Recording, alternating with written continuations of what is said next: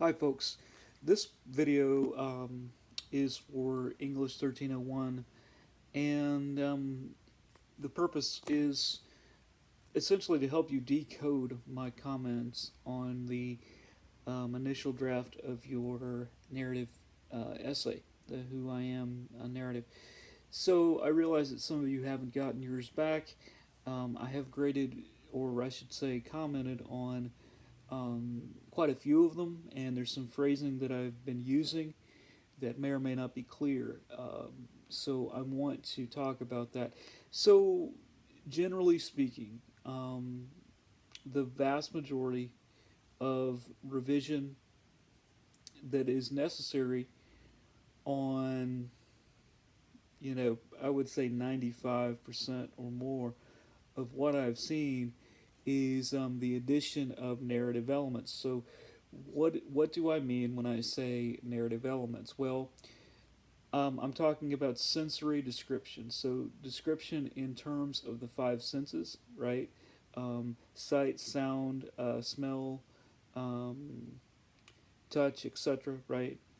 So, describing, what you remember, about that scene, what sticks in your mind, what the reader will find most compelling, right? The use of metaphor that will allow the reader to visualize um, what it is that you are writing about with the story that you're trying to tell. For example, I've often used the phrase in my videos and in my talks with you directly in our check-in meetings uh, to describe the familiar, excuse me, to describe the unfamiliar using the familiar, right? So to make something familiar using uh, something, to make something that is unfamiliar familiar by using familiar terms, right?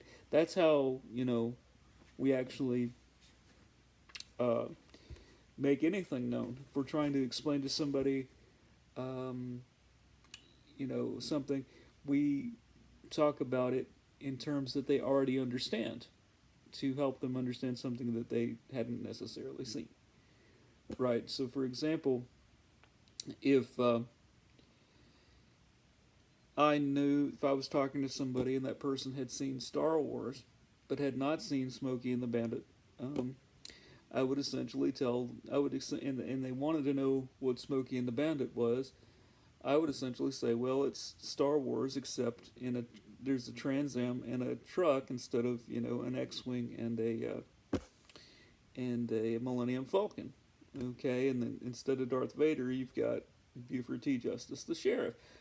Otherwise, it really is the same movie. Instead of Carrie Fisher as Princess Leia, you have Sally Field as Frog. So but basically it's the same. It's the same film, same story.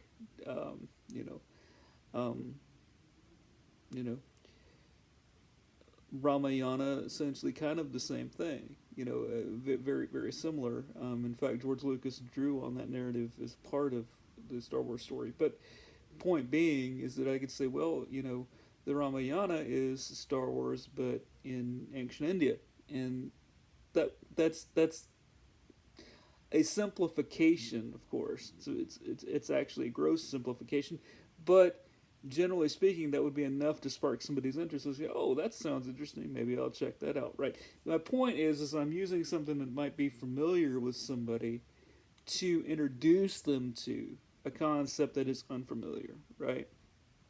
So that's what I mean by that. Now, in terms of if you want to get inspired as far as descriptive language, right?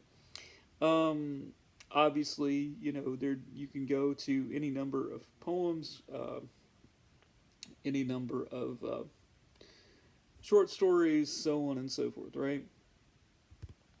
Uh, YouTube. Go to YouTube and look up Poncho and Lefty by Willie Nelson and Merle Haggard, written by Towns Van Zandt. That has some beautiful lyricism in it. Um, Now he wears his skin like art, and his breath is hard as kerosene. That's one of the most beautiful lines, in my opinion, in the English language as far as music lyrics are concerned. That is an irreducible line. In other words, it cannot be expressed in different language and evoke the same emotion. Right? That is a beautifully rendered, uniquely rendered line. Right?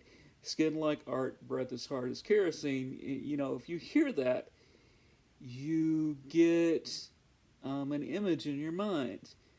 This person's skin is so haggard, and you know that it's hanging off of his body as if it's as if it's a work of art, as if looking at the skin itself is like looking at a painting. It's like interpreting a painting, right? Um, you know, and breath as hard as kerosene. That just means that the dude is a hardcore alcoholic. If you ever smelled kerosene, it is strong, right? So again, okay, so that's one example. Another example would be The Message by Grandmaster Flash. You know, if you want to take an example from hip hop, right? You know, or 6 in the Morning by Ice-T, or uh, what's the song by Easy E? Um, it escapes me right now. I'm digesting food, but yeah, there's so many out there, particularly in the first 10 years of hip hop. That's where you have some really strong storytelling elements. Then it's not simply about you know just sort of flagrant this and that, right? But they're actually telling stories. Um, Juicy by Notorious B.I.G. is another example of something that's just really lyrically packed, right? Um, there's a number of songs by Tupac. Except I know I'm dating myself by naming these particular artists, but they're but anyway. In other words, what I'm trying to what I'm trying to emphasize here is that we are inundated. We with these examples of really strong lyricism, very descriptive language that you can draw upon as inspiration. Okay, the idea is, and I know I've put this on at least one essay, and that is the this was the song, it's titled of an old Queen song, for example, is "Show Don't Tell." Right. In other words, if you can show your reader something by describing it rather than just coming out and saying, "Oh, so and so was happy," okay, that's fine, but it's a much stronger piece, a much more imaginative piece if you say, you know, he had a beaming smile across his face and his eyes gleamed when he saw her, right? So the implication is that the reader can read that statement and surmise, judge, evaluate, determine that the character is happy to see the other character, right? You know, because the reader is doing that work in his or her own mind, right? The reader is more invested deeper into uh, the piece, into the narrative, right? So show don't tell is the idea. One way of conveying a lot of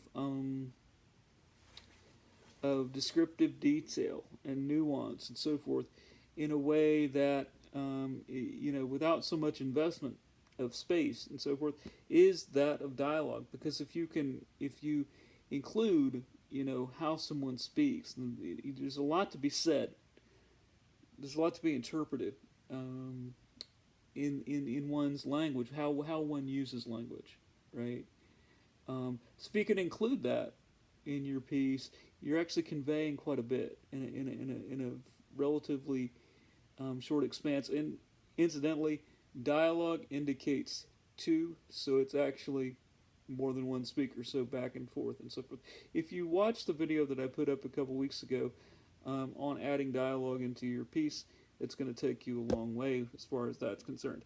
But also, you can write about the mannerisms of the people in your stories. You can, what what makes the situation that you're writing about, right? What makes it unique? What makes it memorable? And so forth. Try to convey that. You can also, depict your internal dialogue. What kind of thoughts are going through your mind at this time, and so on and so forth. I will say that of the 30 some that I've probably looked at so far, none have struck me as, whoa, this is just really off the wall. This is just not. This is just not well done, or this is, in other words, there's no effort here, and so on and so forth. Nothing's really struck me like that. So it's all impressive as far as that goes, and I mean that sincerely.